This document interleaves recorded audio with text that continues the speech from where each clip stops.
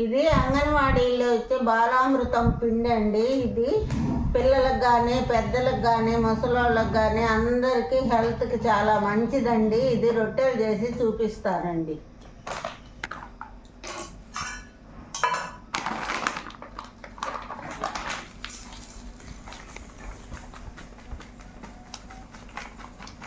కప్పుతోటి 2 కప్పులు వేస్తున్నానండి.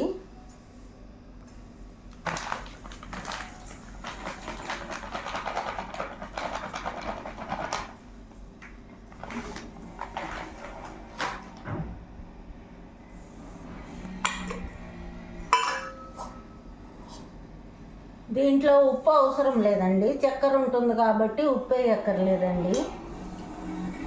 వాటర్ కొంచెం పోసుకొని బాగా పిసుక్కోవాలండి. ఇది గోధుమ పిండి ముద్దలాగా కలుపుకోవాలండి.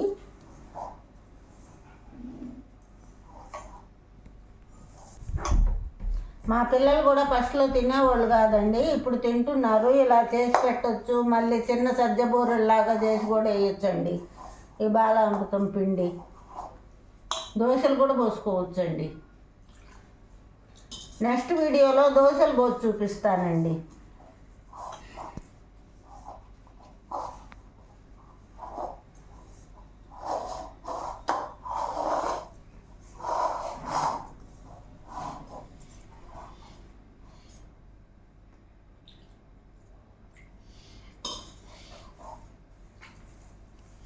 పోవాలండి, గట్టిగా పిసుక్కోవాలి.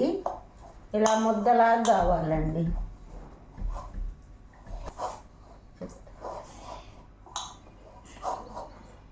ఇదిగోండి, బాగా ముద్దలాగా పిసికానండి. 10 నిమిషాలు నానబెడితే చేస్తానండి. తర్వాత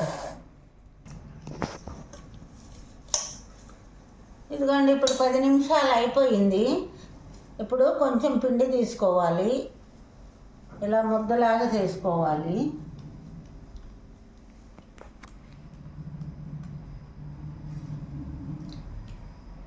ఇలా ముద్దలాగా చేసుకున్న తర్వాత కింద ఒక ప్లేట్ బోర్లించుకోవాలండి. రొట్టెలు చేసే దాని మీద అయినా చేసుకోవచ్చు. నేను ప్లేట్ బోర్లు ఇచ్చాను.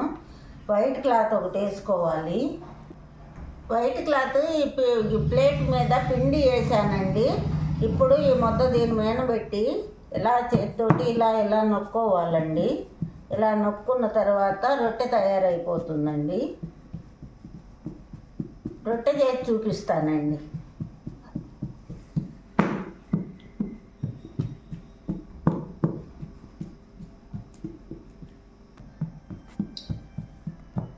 ఇదండి, ఇప్పుడు ఇలా రౌండ్గా ఇట్లా అంటే వచ్చేస్తుందండి. బాగా ఈ మధ్యన కొంచెము లావుగా ఉంటుంది. అప్పుడు ఈ మధ్యన కూడా ఇలా నొక్కేస్తే మొత్తము వస్తుందండి. రొట్టెలాగా వచ్చేస్తుంది, పలసాగా వస్తుంది.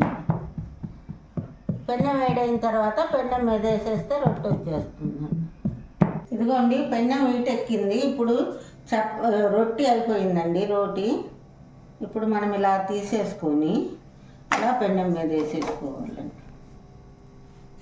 ఇది బాగా కాలిన తర్వాత 2 వైపులా కాల్చుకోవాలండి. కాల్చుకున్న తర్వాత మీకు రోటీ తీసి చూపిస్తానండి. ఇదిగోండి, 2 వైపులా ఇట్లా కాలిపోయిందండి బాగా. ఇదిగో ఇప్పుడు తీపి రొట్టె బాగా అవుతుందండి. తీసుకున్నాను. ఇప్పుడు టేస్ట్ చేద్దామండి. బాగుందండి, చక్కెర రోటీ లాగా బాగుందండి. మళ్ళీ ఫస్ట్ నేను చెప్తాను. ఇదిగో షేర్ సబ్స్క్రిప్షన్ చేయండి. ప్లీజ్ మా వీడియోస్ లైక్ చేయండి, షేర్ చేయండి.